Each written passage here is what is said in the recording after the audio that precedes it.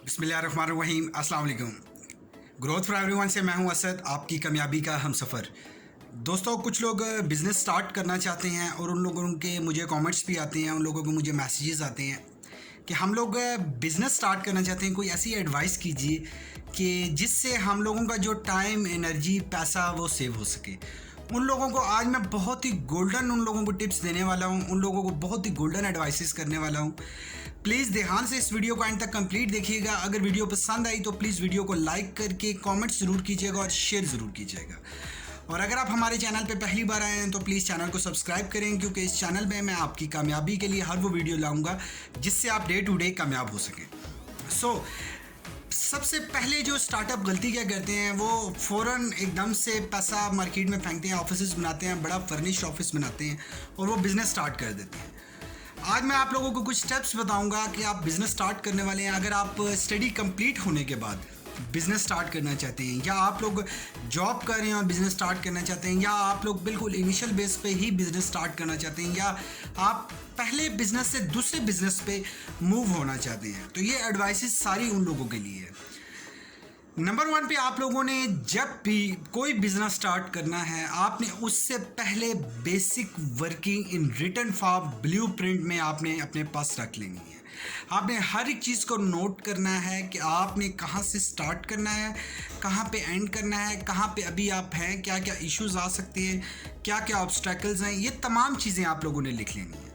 Number 2 पे क्या करना है कि जो लोग बिज़नेस स्टार्ट करना चाहते हैं वो बिज़नेस स्टार्ट करने से पहले उसको मार्केट में टेस्टिंग करें। Testing is the key of success of every new business.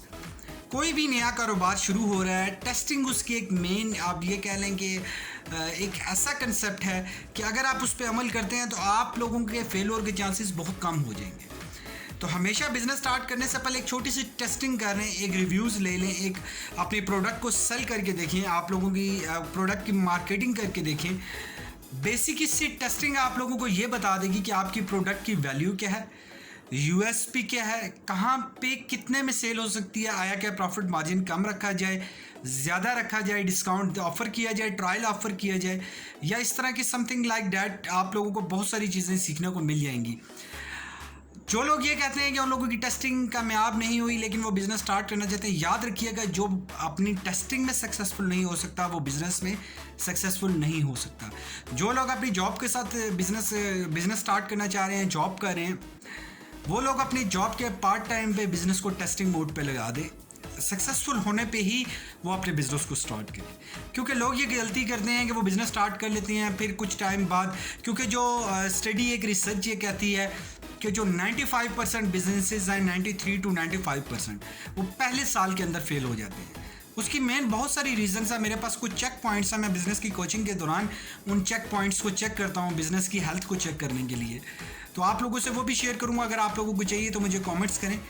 तो आप लोगों को बस यही कहूँगा कि आप लोग कोई भी बिज़नेस स्टार्ट करने वाले हैं उसको टेस्टिंग मोड पे पहले लेकर आए, उनको रिटन फॉर्म में हर एक चीज़ आप लोगों के पास होने चाहिए, एक्शन प्लान्स आप लोगों के पास होने चाहिए, आप लोगों के विजन, गोल्स, ऑब्जेक्टिव्स, मिशन, सारी स्टेटमेंट्स आप लोगों की क्लियर होनी चाहिए, तो ही आप लोग एक सक्सेसफुल बिजनेस की तरफ जा सकते हैं।